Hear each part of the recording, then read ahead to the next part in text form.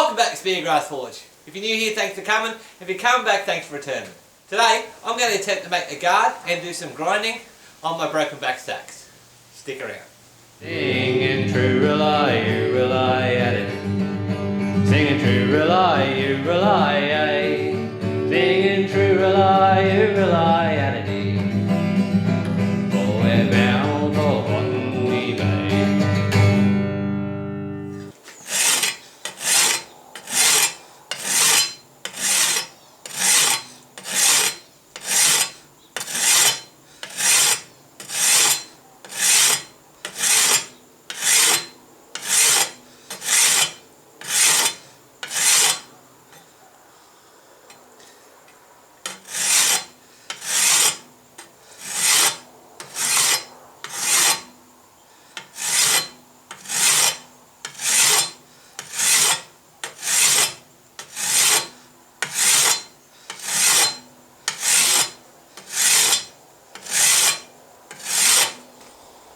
One of the good things about brokeback Seaxes is they don't, or Seaxes in general, is they don't have a ricasso.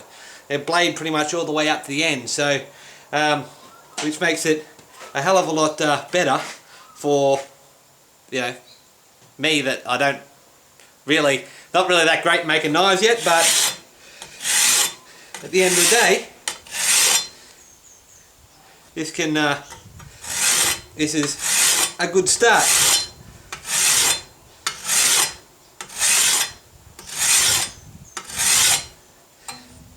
Just trying to take out some of the low points in this blade. It's about a 20-cent piece thick, so it's still thick enough for the quench. At the moment, still got to do some filing and get these bevels set a bit better, and then we can go in for the quench eventually.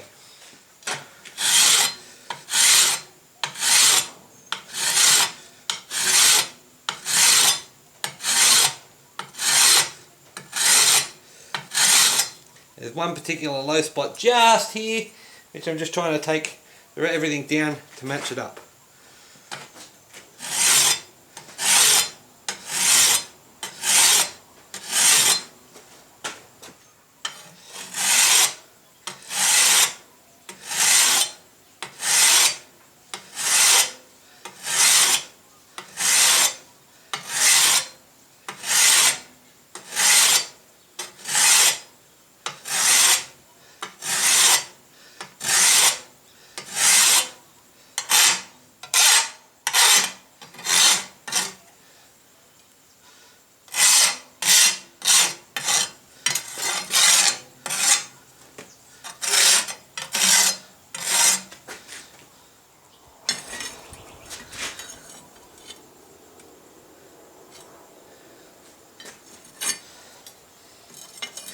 Let's get this back tidied up. We're doing the same thing.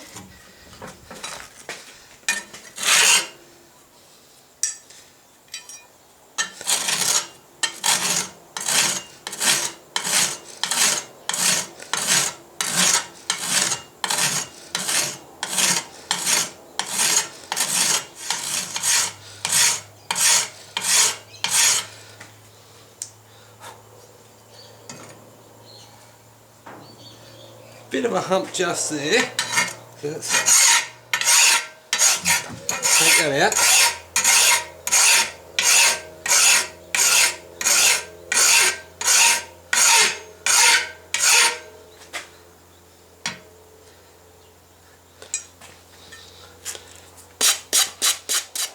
A hump just there.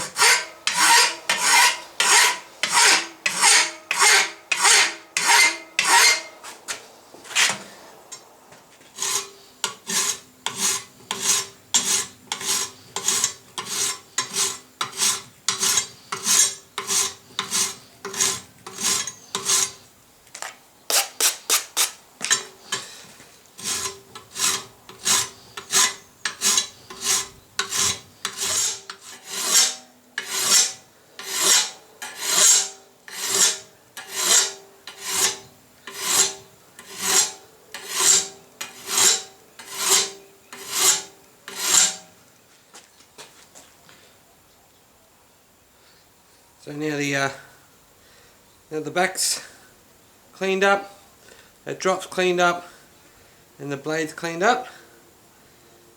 Now it's time to start, put this in, start cleaning off these flats and grinding and get a bit more bevel in. So of course I do have a bit of a bevel forged in. It's not very clear on this, but I do have a bevel forged in, and the spine is currently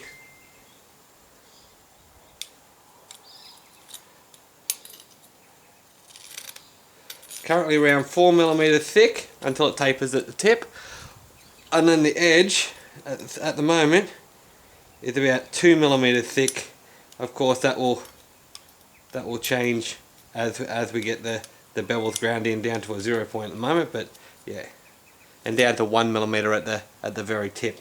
So of course it's a bit thicker at the moment, but that of course is so I can lose, so it does taper in, but I did force the bevels in, but we need to I need to clean this off and get this nice and clean, and then file in some bevels. First what I'm going to do is get my knife file and file guide and clamp it on here and even up these shoulders a bit because they're a little bit, well, they're way out, and then we'll go from there.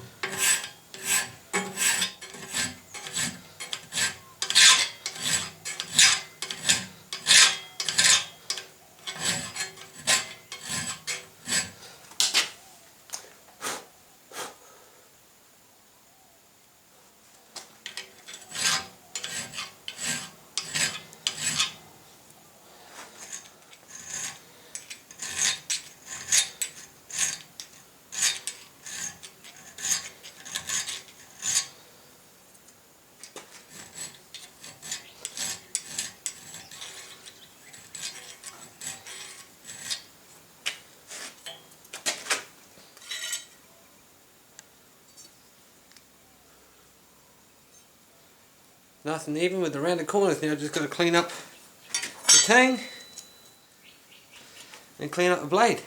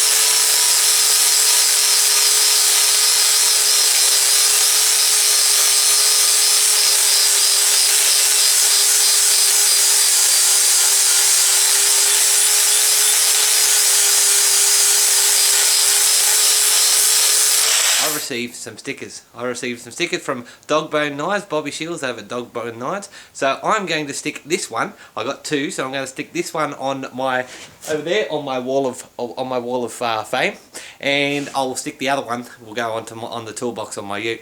So I'll get this stuck on the wall so it's there for all to see, and then we'll get into forging. So quick handy cam moment. There it is. Here's my small collection at the moment. It's slowly getting bigger. Gets bigger with pretty much every month at the moment, which is awesome. So there we go. Anyway, back to the scheduled programming. So while the forge is heating up, I've got this piece, which was the test piece for the preservative wax. It's going to go in and form the guard. I'm going to punch a hole in it and form the guard. And then this piece I'm going to forge into the end cap for the handle. So that's the plan anyway. Hopefully I can get it to some sort of a semblance of what I'm thinking in my head. So these will go in the forge once it heats up, and we'll get into it. Stick around.